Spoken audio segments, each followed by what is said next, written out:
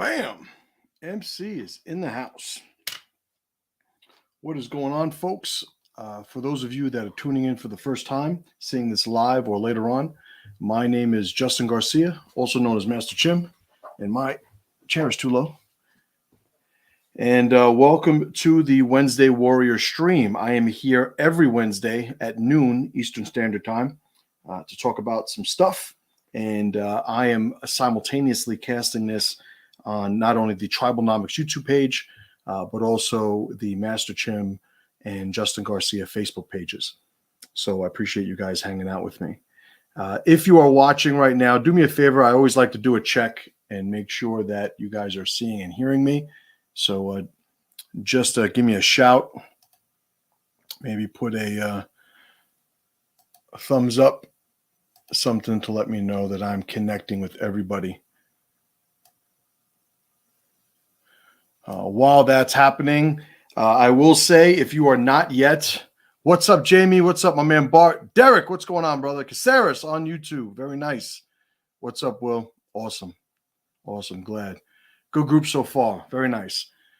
So if you are not yet on the email, and this is not only for you guys here, but those of you that are watching this later on, make sure you go to masterchim.com and put your email in. That's my daily free email newsletter. It is free, and I go over some stuff that I could usually get a little bit more aggressive on those emails than I do here. There are still some things that even the email service that I use, sort of triggers certain words that I can't use. So sometimes you'll see on emails that I'll have to spell things a weird way. That's just to get by the spam algorithms. Todd in Bermuda. Nice. Very good. Very good. All right. Spencer says with Sammy Z in a private right now. Tell him I said what's up. Holy shit. If there was something I was not expecting to get in the form of a comment right now, it is Spencer Mum telling me that he is doing a private with Sammy Z right now. Yes, Sammy's a good dude. I've known him over 20 years at this point. Tell him I said what's up. All right. So aside from that, let's get into, I put out on the email today that these were 3 topics that I wanted to cover. One of them is neutral allies during a conflict. One is addiction to the status quo, and one is trauma triggers. And these were sort of put out there as in question form / discussion form with a couple of guys over the last few weeks that I was interacting with. And admittedly, sometimes it's not just one person that's asking a question. Sometimes it's this sort of, this sort of conglomerate combination of a bunch of different people who are beating around the same type of topic. And these are the 3 topics that I categorized them as. So let's start with neutral allies during conflict. So neutral allies during conflict is, let me set the stage. It's, you have a problem with somebody else, and you and that somebody else have a mutual friend. So if you're somebody who has a mutual friend, there's a lot of different ways you could handle that. Now, a lot of the things, and I've said this before, whether it's stuff that I put in the book, stuff that, is on my website or in these videos, a lot of the opinions and the systems and formulas I have to deal with these opinions are based off of me fucking these things up in every way possible during the process. So it's not one of those things that, I just sat down and was, thinking great thoughts, in the yard and somehow came up with these formulas. Like, yeah, this would make sense. I would say that, you look at Marx and degenerate pieces of garbage like that, that's one of the commonalities you'll see a lot with those thinkers, those intellectuals. They come up with these thoughts that seem really profound and powerful, but they do it in a vacuum, and they become arrogant with it. I define arrogance as domination in a vacuum, and a lot of those ideas, have never actually been realized in the real world. They've never actually touched reality. So, looking at the situation of allies and a neutral ally in the midst of a conflict, this, like everything else, that big fucking tangent I just went on, comes my relationship with it comes by way of me fucking this up in many different ways and trying to sort of learn and sort of climb the ladder, as a result. And the way I see it right now is you go back far enough. If I had an ally and there was another ally and I had a conflict, I'd be looking to this other party as somebody that needed to be sort of recruited. And sometimes the recruitment was really just an expectation. It's like, I know you're on my side, right? And if the person would try to claim, independence from the conflict, would claim neutrality in the conflict, I would see it as, I forget what the actual old quote is, but it's pretty much, if you stand idly by, you're in support of the more dominant, force, something to that effect. Well, for me, it was either you're with me or you're with them. And that was the criteria that I put out there. And it was very, very clumsy. Now, it was clumsy because if we're dealing with alliances that have a little bit of nuance to them, which most alliances we have today, like we're not talking about brothers in a tribe in some sort of survival natural setting where it's like, listen, it's us against the jungle, and there's another tribe on the other side of the mountain and we got to stick together. And like, there's nothing like as dire as that, in our society today. So I think that being that that's the case, I think we just leave a lot of power if we just reduce it to this, hey, you're with me or you're with them type of situation. Whereas I acknowledge there are situations where that would be the right thing to do, the effective thing to do. So I think what winds up happening, and I'll give you a couple of examples. I consider myself to be a very loyal person. I consider myself to be somebody who I am, I never want somebody to say that they're no longer connected to me because I gave up on them or because I bailed on them, or I betrayed them or anything like that. And it's something that, I can't control that completely. But it's something that I certainly strive to maintain in my connections with other people. On the contrary, knowing as I do that eventually all alliances, are either upgraded or downgraded, and you got to respect the expiration date of whatever the current alliance is. As much as I know that, I'll also say that I would rather them fuck me over than me fuck them over, because it puts the pressure on me to design an alliance to where I'm only making myself as vulnerable as I should and not overextending myself with anybody. So all that being said, what I used to do back in the day is, like I said, you're with me or you're with him. And what wound up happened a couple times where I would be loyal to somebody. And then that individual would have some sort of altercation, a conflict with a third party. And I would not engage with that third party, whereas I did have an alliance prior to that, because the individual that I was with, that I was maintaining my alliance with, that's, this guy over here is his enemy now. Like they're in a conflicted, situation. I'm letting my guy know I'm there. And what wound up happening was I severed the alliance in the state that it was established prior with that third party.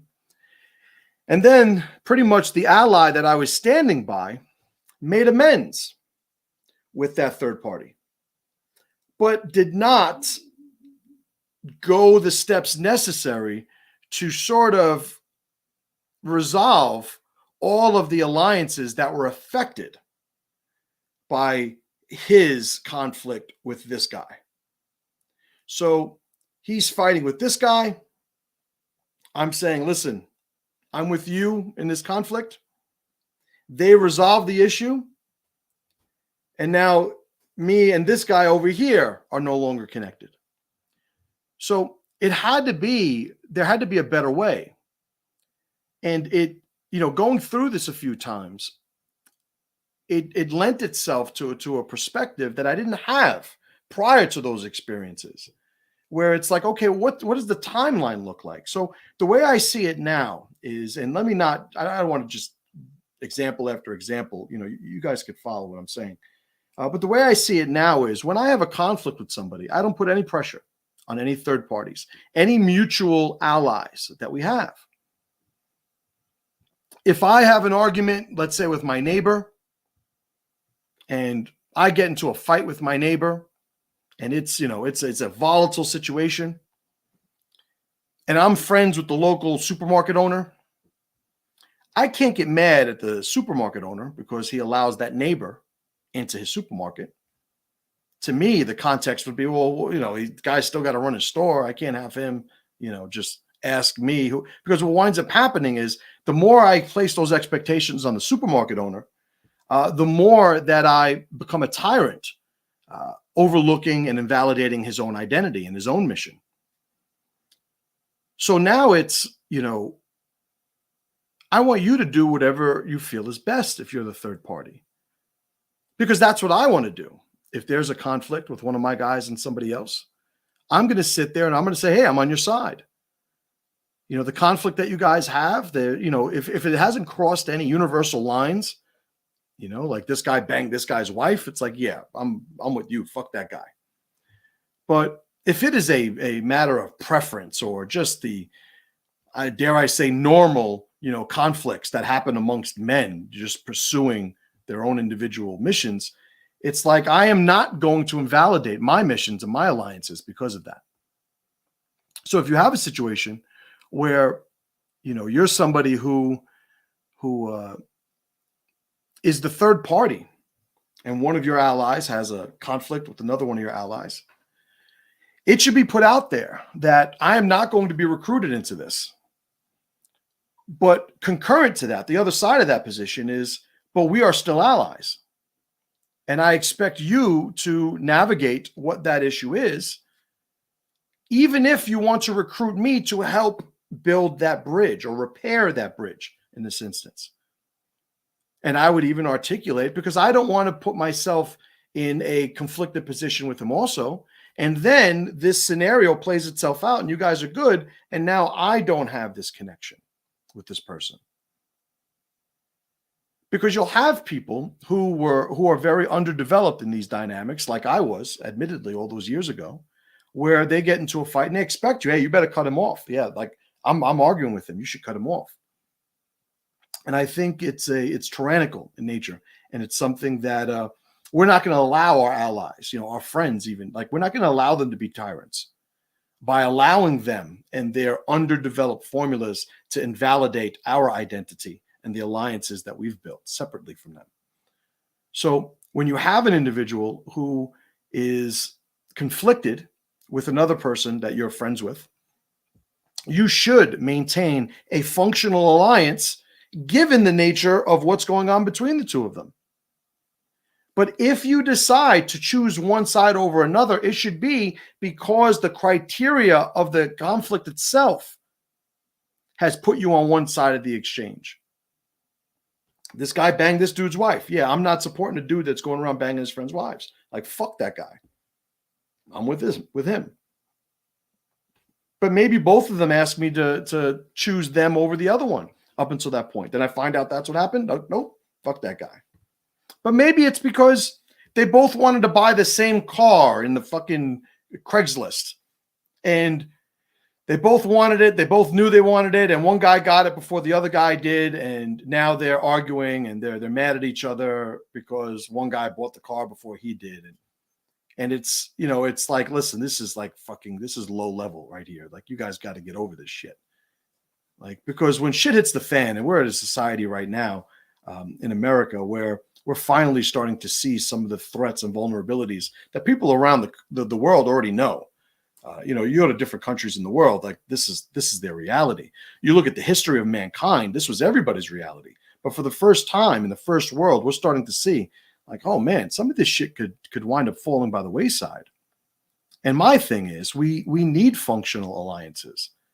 So to sabotage alliances over something as trivial as, hey, you bought the car I wanted to buy, like these are things that, they wind up just being childish, right? And when you have an understanding of what is actually important in life, being productive, being loyal, being healthy, protecting and providing for your family if you're a man, like when you understand those things that are important, that are significant, that are connected to a greater morality, a lot of it puts a very trivial slant on all those other conflicts that we have.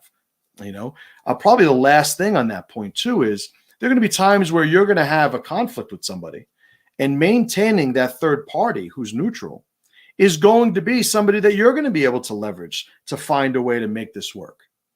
All right, find a way to make this work. I had an ally a few years ago who basically accused me of doing something that I hadn't done.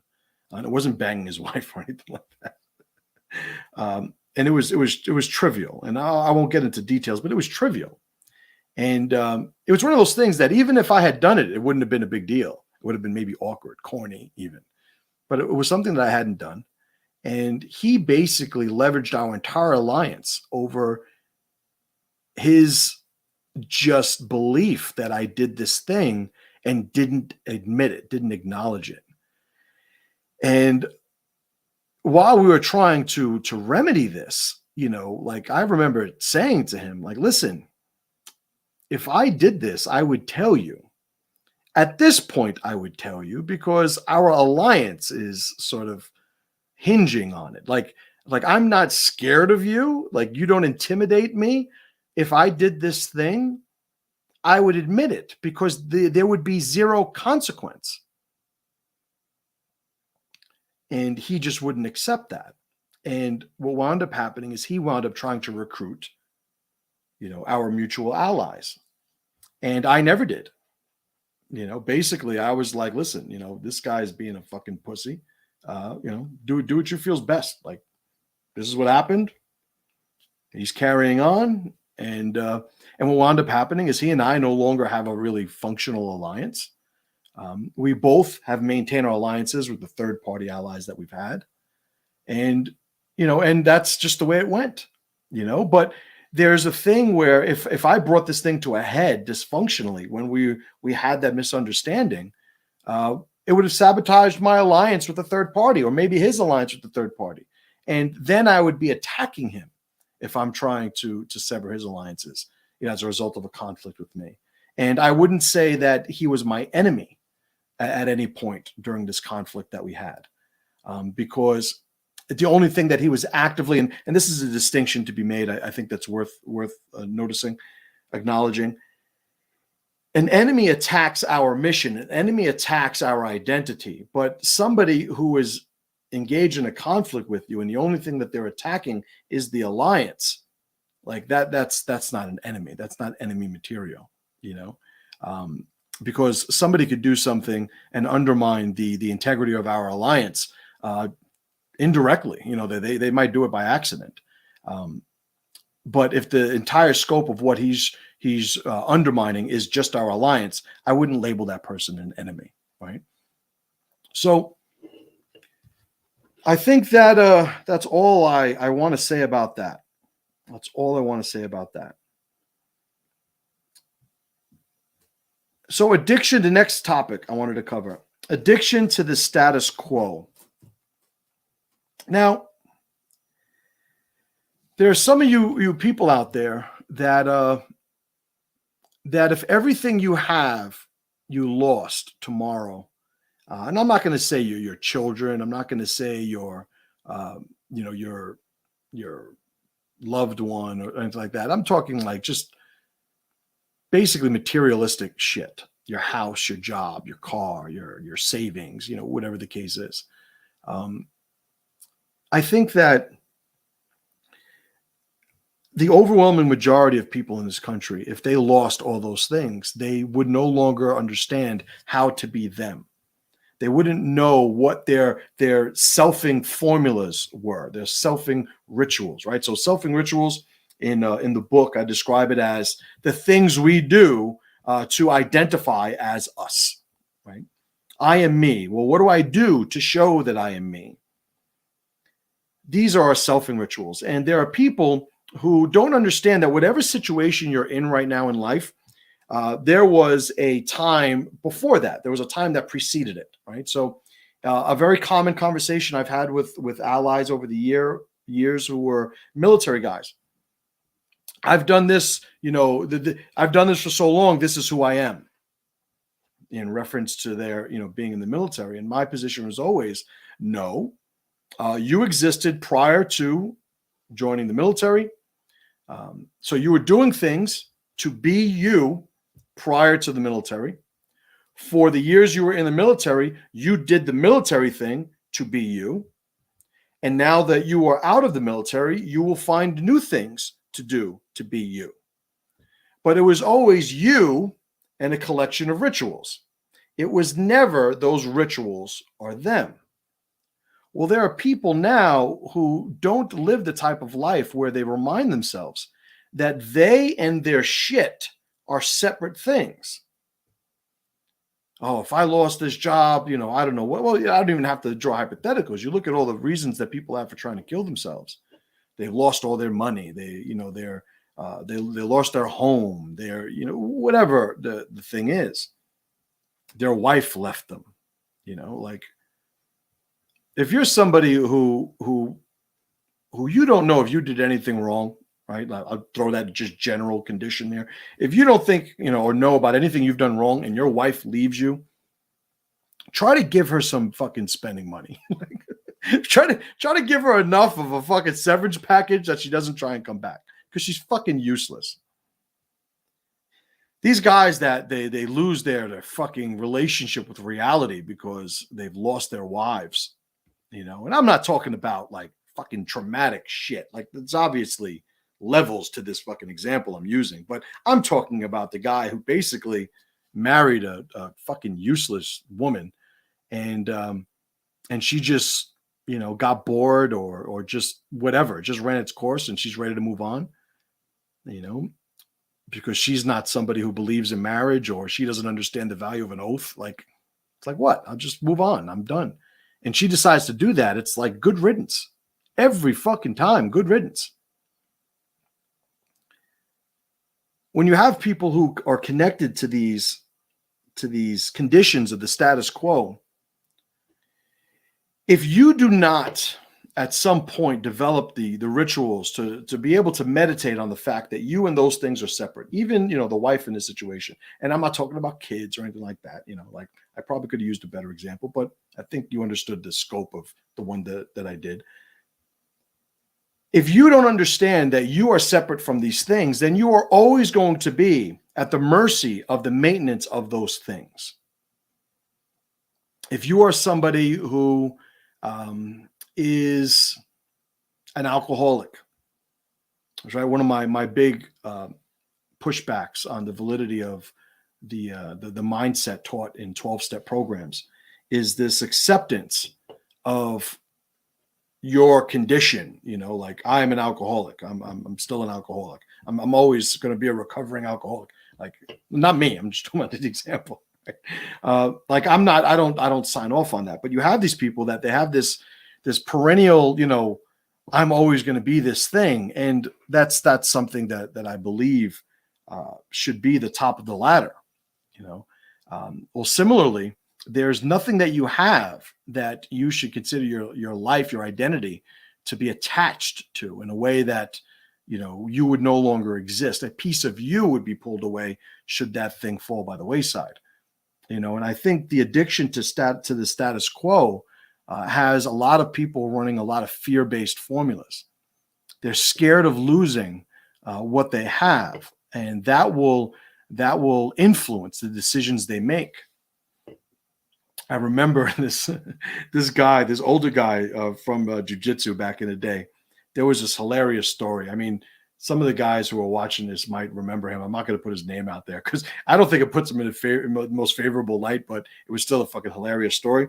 He says he went on a date, and he was at a bar. He met this lady at a bar, and he's on this date with her, and he sits down, she sits down.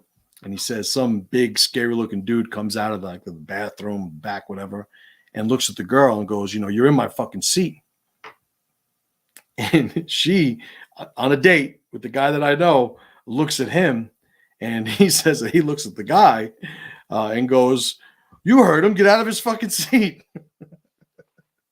It's a situation where you have people that make fear-based decisions. Now, funny story, I found a way to share the story, but you might think that what he did was the right thing. I don't think it was, obviously, but the point being, the aversions that people have will make up their subconscious formulas, how their biases, those aversions in the form of biases, affect their decisions. And what will happen is they think they're pursuing this growth and this fulfillment of potential when they're actually just subconsciously running away from the boogeyman, right? And people that are addicted to the status quo, that is certainly one of the things that I would say that they suffer from by design.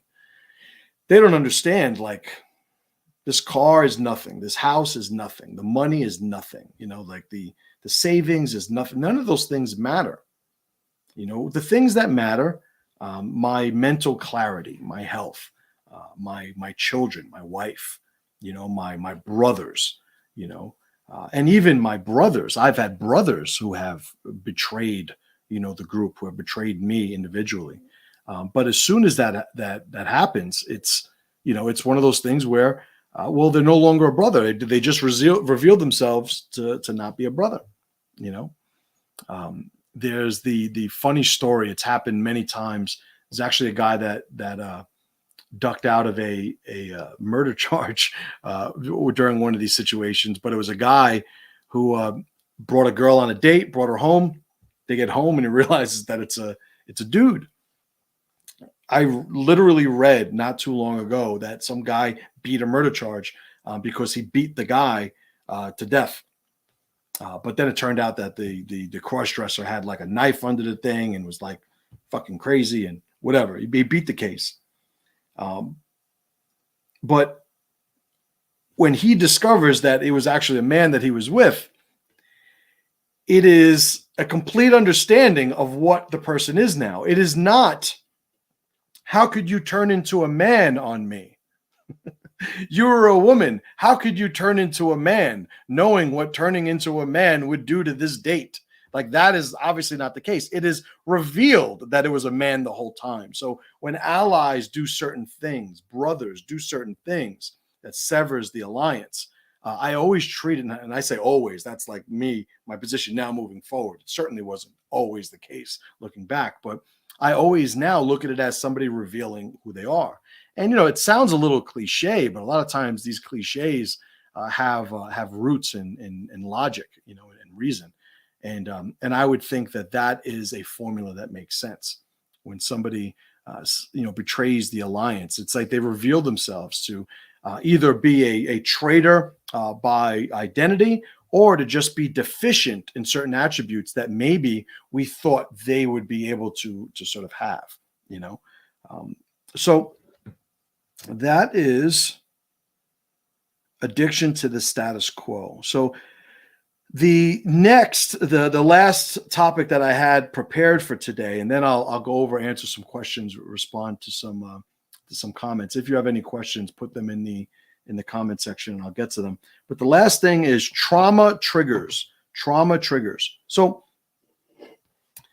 there are, I've said this a lot of different ways, where you have somebody who is bullied because of his vulnerability, right? His weakness. And that vulnerability faced a stressor that existed at a certain level to where he experienced trauma. Somebody else who doesn't have that vulnerability experiences that same stressor, doesn't do anything to him, barely notices. If I dropped a bar with 135 pounds and it slipped during a bench press and it hit my chest, it would hurt a little bit, I guess. It would be uncomfortable. It would certainly be embarrassing. But I don't think anything's really going to come of it. If, my 10-year-old, who's, I think, 60 something pounds, he did that fucking around, he could be dead. That thing could fucking fall in his throat, roll with, like, who knows, collapse his fucking lungs. Like, it would be a problem. So in a physical, illustration of this idea that I'm sharing, we understand that a certain inherent vulnerability allows trauma to sort of activate a lot earlier in the level or the intensity of a stressor that it faces. All of us have trauma triggers.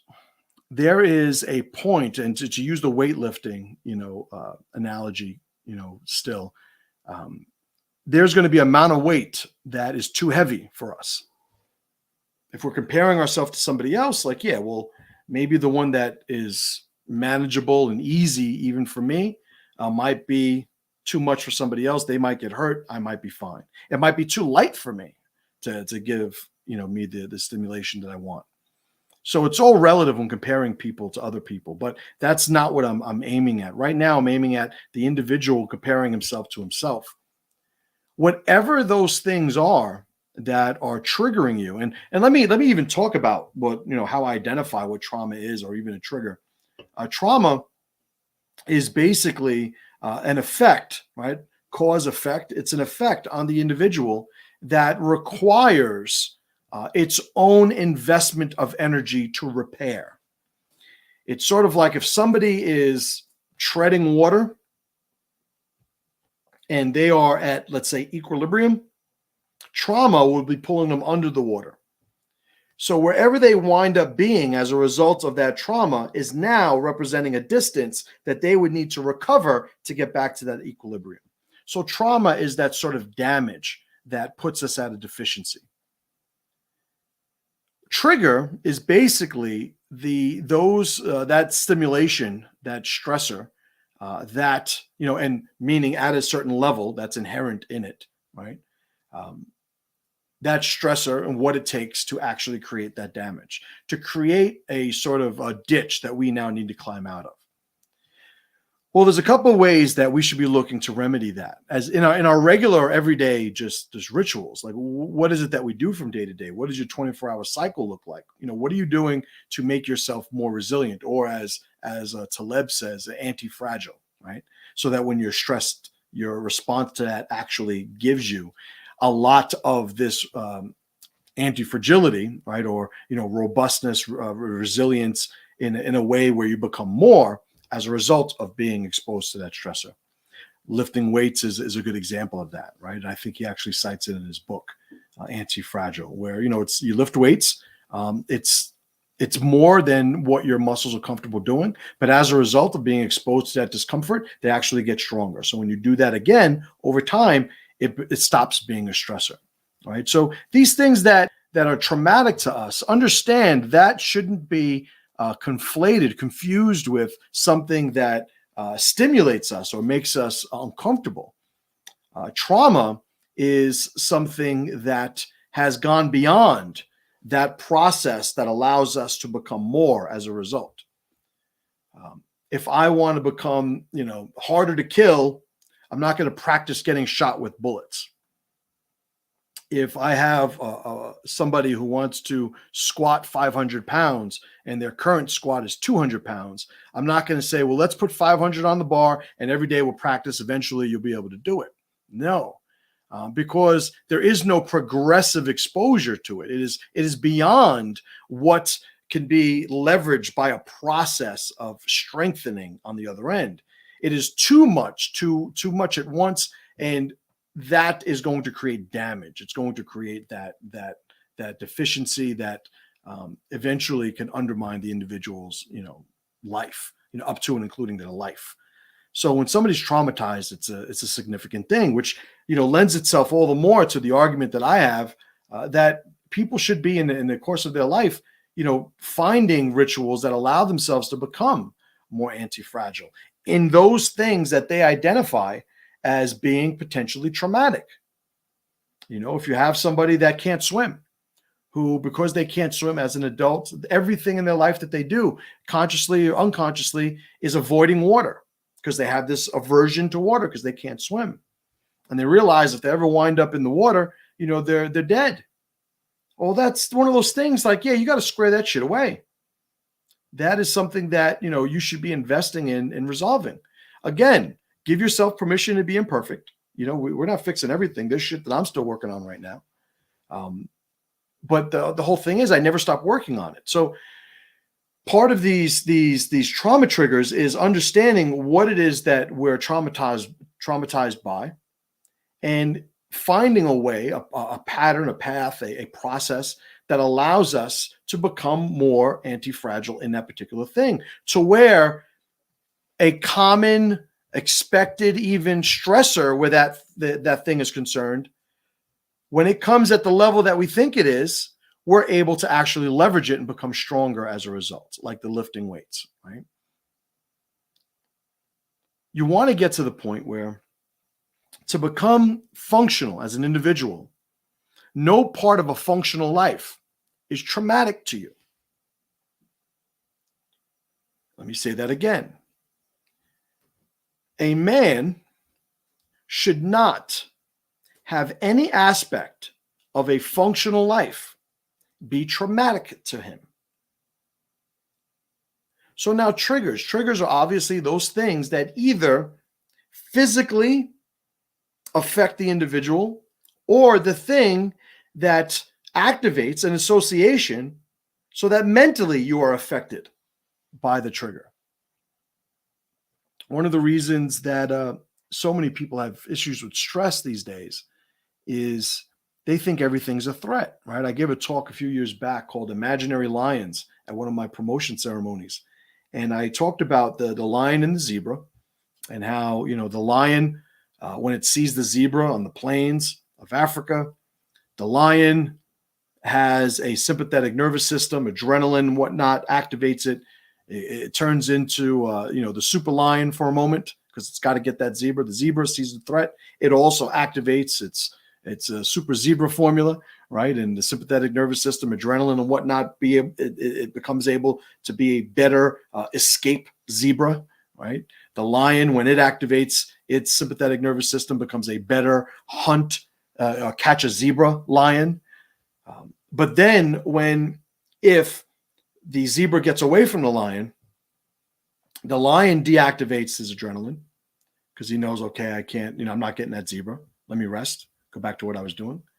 And the zebra also deactivates its sympathetic system, the parasympathetic system, to stop that hypervigilant, adrenalized state, because it now knows that there's no longer a threat. So it turns that system off and just starts to grazing again. Whereas maybe 30 seconds prior to that, it was running for its life. They have a very functional understanding of the way these systems work, yet people, we're so smart, we're stupid.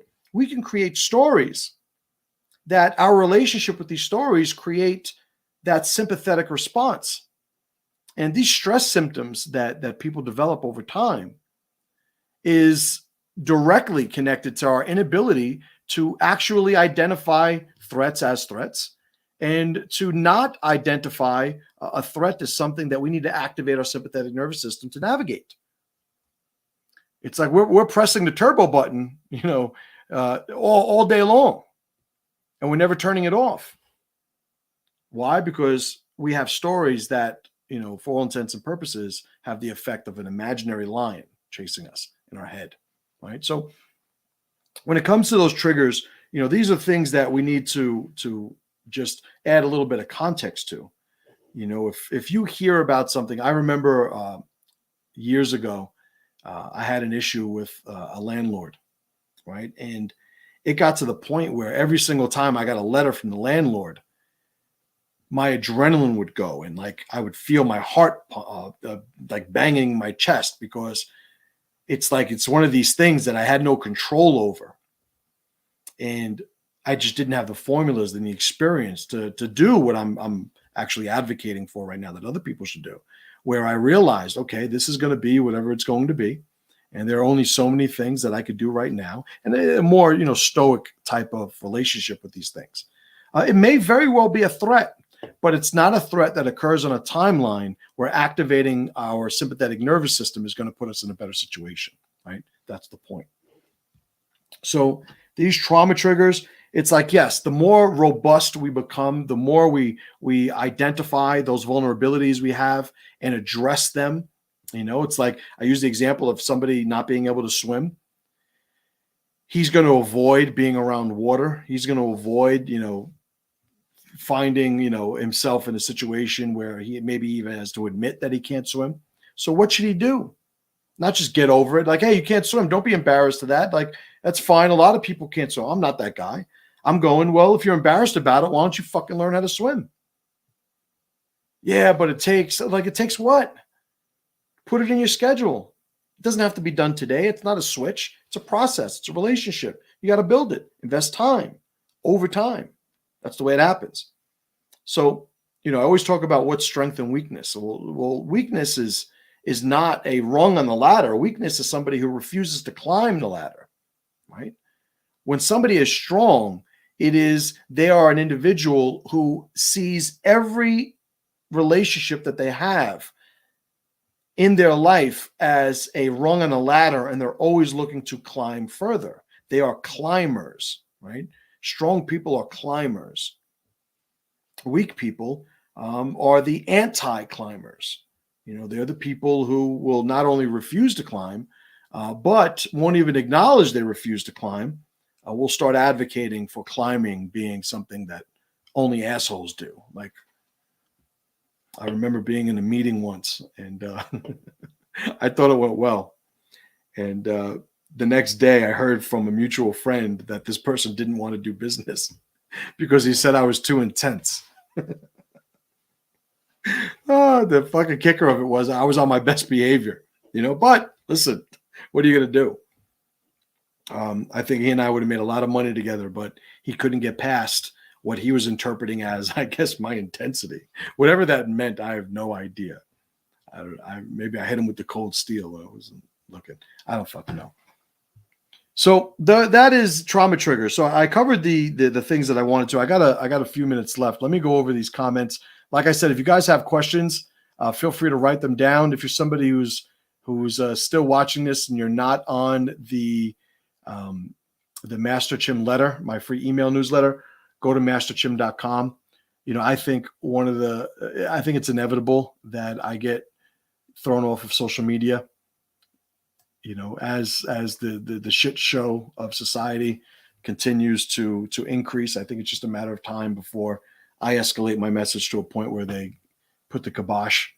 And connecting to my email will make sure that we still have an alliance. All right, so what do we got here?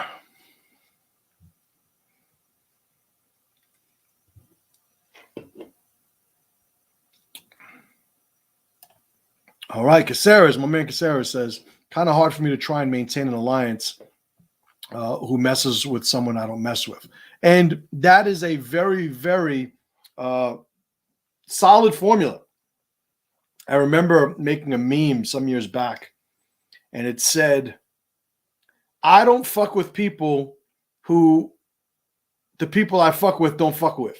Something like that. I thought I was being witty, obviously, at the time.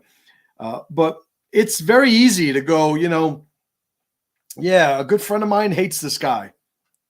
So I see that guy at a party, maybe I don't go out of my way to make a connection. I believe that we should all, and this is one of the things I've always gotten this, I've very, frequently gotten over the years this, somehow this thing that people get the impression that I'm all about conflict. And I think, we should learn how to do violence because we could, we're warriors and we get our way. And like, I don't fucking know. I can't even do an impression of the haters, but quite the opposite of the sentiment I've gotten over the years from those people. Everything that I do is based on alliance. I think everybody, you want to avoid conflict, have a formula for alliance. You look at society right now, one of the reasons why it's going to hell in a handbasket, it's because it's removed. Society is removing its ability to have uncomfortable conversations. which just escalates the negotiation tactics, right? If I'm in one position, you're in another position, and you remove our ability to talk, and what it is we're negotiating for is something that I am pretty much determined to acquire, it's like, well, you leave eventually violence. That's what's there. So for me, even though there's somebody who I know is not, on good terms with a friend of mine, an ally of mine, I'm still not going to instigate some sort of conflict and allow that to be the connection we have. I will just, I'll be surface level, pleasant and cordial and diplomatic. And the person, if they understand the context of what is going on, will give me the space to do that. In the face of them understanding what I'm doing, they try to recruit me against my other ally. Well, they're a piece of shit. And they're defining themselves as somebody who you wouldn't want to be connected to anyway. But the sentiment here, it's hard to try and maintain an alliance with somebody who messes with someone I don't mess with. Meaning, if I have somebody that I'm not friends with, and this guy is friends with them, like, why would I stay connected with that person? Why am I going to have to invest energy in an alliance that is vulnerable because of the conflict I have with a mutual friend? And I think that is not only smart, but the reason it's smart, it's because it has a logical process behind how you're allocating and investing resources, right? So that was good. Spencer Sammy says, hi, I hope so well. Tell him I said what's up. Great to hear his name today. Not a name I expected to hear. Corey says, what's up, Corey? He says, a guy I know had a similar experience. Someone called his girlfriend a bitch, and when I asked what he did, he said maybe she was being a bitch that day. So I guess that was based on the story that I shared. And that's another thing. Like, it's like, fuck. There's I remember getting into a debate with a good friend of mine. Yeah, not a debate. We were exploring a conversation of different positions. And the idea of what would you do to save somebody's life? And how, if you want to save their life, if that's your mission, what would you do in order to do it? But if you want to save their life, you would do anything, And I said, that I didn't agree with that sentiment. I said, because I could think of some things in my head where what I would do or what I could do to save their life, there's a collection of things that if those things were asked of me, it would be worse than losing my friend, right? Or my loved one. So it's like, well, what would you do to save your son? I would do anything. Oh, you do anything. Okay. Then you just start going up the ladder, right? Oh, would you rob a bank? Right. Eventually you're asking the guy to, suck a dick. You're asking him to do, like, you just get to those things where you're going to, trigger the people. And, but, a lot of times you lose people on that. And they're, I think there's a lot more of an argument with those seemingly trivial things. But if we're now like, okay, in order to save my son, would I kill my other two kids? It's like, well, no, because it's 2 and 1, I guess. Okay, well, that's too much. Would you kill one of your other kids to save this kid? And it's like, no, yeah, but why? Because this one's more valuable than that one. It's like, no, because I'm not going to kill my kid. Ever. It's just not going to happen. But what if it was to save 3 kids and you just had to kill one of your kids? I said, I'm still not going to kill my kid. Why? Because I'm not going to kill my kid ever. That's just how that works. So some of these things, because of who we are, our preferences of identity, and the things connected to that, it transcends a pure, cold, logical process. So this guy who said maybe she was being a bitch that day, it's like that is a testament to either who he is or the relationship they have. But it's still funny nonetheless.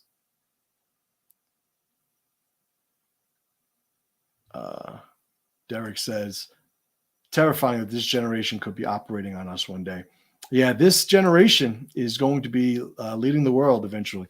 There's, the argument of, not having children. I'm not going to have children because, this world is fucked up and, there's too many people. And it's like, listen, the world has always been fucked up. Any criteria somebody has to say that or judge the world as being fucked up by, they'd be hard pressed to show me a time in history where that wasn't the case, where there wasn't some, comparable criteria that made the world fucked up. The world's always been fucked up. You know what I think in a fucked up world? There should be more us than them. How do we make sure there's more us than them? A bunch of different ways. The easiest of which is making babies. So that's just my take.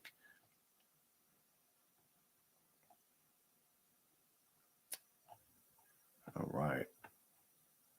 Of course, says, these hypothetical situations never include the situation awareness that prevents the event in the first place. Right. And that's, it's one of those things about, a joke that I have with my coaching students is, I create a scenario, and they're like, well, I would never do that.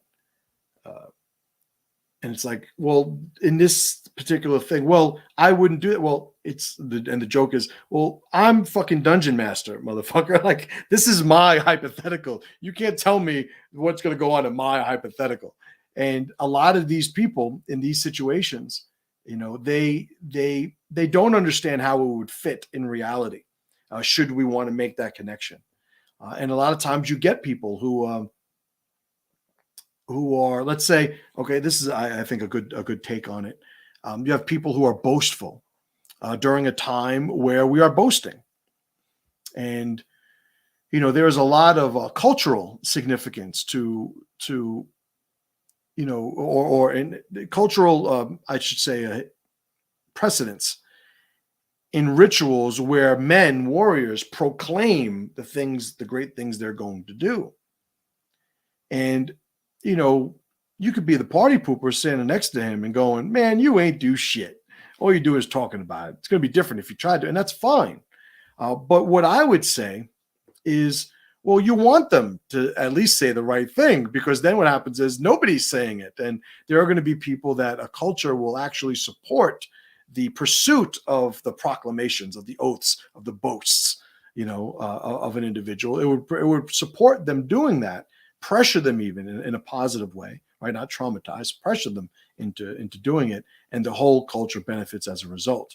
But there are going to be people who I would say who don't fit that criteria because they have a take on a situation where, well, that would never happen, or, and it's like, well, that's not a thing, like saying that Tom Kyer has a great talk about flip-flops. And I actually, during the event that we were mutually teaching at a few weeks ago, I asked him to repeat it during one of my teaching blocks, because I thought everybody could benefit from it. And it's basically wearing flip-flops. And this is all Tom's. And he told me one day, and it was like, that's amazing. And basically the logical process is, some of you guys have heard it before. He says, he asked somebody, have you ever gotten into a fight before? Well, yeah. Well, when you left your house that day, that morning, did you know you were going to get into a fight? Well, no. Well, in a fight, would you rather have flip-flops on or shoes? Shoes. So you should never leave the house in flip-flops then. No, but sometimes, I'm just comfortable. I'm just running to the store. It's like, all right, let's start over again. Have you ever been in a fight before? Yes. Have you ever been in a fight before where you left your house not knowing you were getting into a fight? And it's like, so when you're leaving your house in flip-flops, there's a chance that you could, get into a fight, and you'll now be wearing flip-flops. And eventually, people get it. They have to acknowledge it. Whether they do or not is a separate thing. But it's one of the things where it's like the juice is worth the squeeze. It's like, yeah, if you're leaving your house, just don't wear flip-flops. It's really not that big of a deal, unless I guess it is. And if it is, then do you, boo-boo? Like everybody gets to dance the way they want, and that's what you're going to do. But yeah, perfect. Yeah, Corey writes again. People don't like the "would never be me" answer, but that's the way we work towards every day. And I think that we want to be able to say or espouse our values and put it out there in boastful oaths of what I'll do when and what the things. And I think we should support that. But obviously the other side of that is we should also look to design a life where these things aren't just bullshit. There's actually a lot of credence to the thing that you're saying you're going to do. It's like when somebody, weird example, these analogies pop into my head. Somebody just goes freshman year of college, right? They show up college, first day of college. Hey, what are you going to do? I'm going to go to college. Well, how long are you going to be here? I'm going to be here and I'm going to get my degree. Oh, you're going to get your degree? Yeah, I'm going to get my degree. Then let's just say, make it an easy example. Third year of college, they hit the lotto for $100 million. And they're like, fuck this college. I got shit I got to do. If you're saying, like, well, you're a hypocrite because you said that you were going to finish all 4 years. Well, and for those of you that are members of the Warrior Project, this type of scenario in the Bumpy Road video on the Mission Mastery Power Program. The person that said they were going to get the 4-year degree at the beginning absolutely believed it. Because when they said that, they didn't have the information that in year 3, they were going to hit the lotto for $100 million. So you can't call them a hypocrite because they made an observation based on the context of what was there in the beginning. Now we could say, and if you guys have ever studied Bayes' theorem, this has there's a Bayesian sort of slant on this where it's like, well, maybe in the beginning you shouldn't have said, that you were going to get your degree because you didn't know if you were going to win the 100 million. But at when you made that proclamation that you were going to get your 4-year degree, it was possible that you could hit the lottery in 3 years from now. So you never should have said it. And what I say is we absolve ourselves of that responsibility if we understand the value and the context of somebody saying things like that. It's boasting. It's proclaiming to do something. And if they're boasting and saying the things that are congruent with the mission of the tribe, then that's something I would say we want to incentivize. But we know there is context to what he knows because all sorts of shit can go sideways, right? But that's embedded in our understanding and our relationship of that ritual of boasting. All right. So, all right, guys, I'm going to end it there. As usual, I blew through this hour and I didn't realize I was even going this long. MasterChim.com. Get on the email newsletter. I think all the other relevant links are on the description. I just got one of my new shirts designs in. And this is the excuse-free shirt. I'll be wearing this at the gym today. But if you go to mcwarriorwear.com, all of my shirt designs and stuff are there. But something that I love. I basically create shirts that I want to wear, and then I find a way to sell it because it's another revenue stream for me, and it allows me to continue doing the things that I do. Alan Watts, one of my favorite, transcendent allies, has a great saying, and he says, the secret of life is getting paid to play, right? So that's one of the things that I use to design my own. All right, guys, I appreciate you. I appreciate you guys spending time with me. I'm here every Wednesday, noon Eastern Standard Time for the Wednesday Warrior stream. And look at all the relevant links, like, share, all that stuff. And I'll see you guys next week. And as always, brothers and sisters, pressure to power.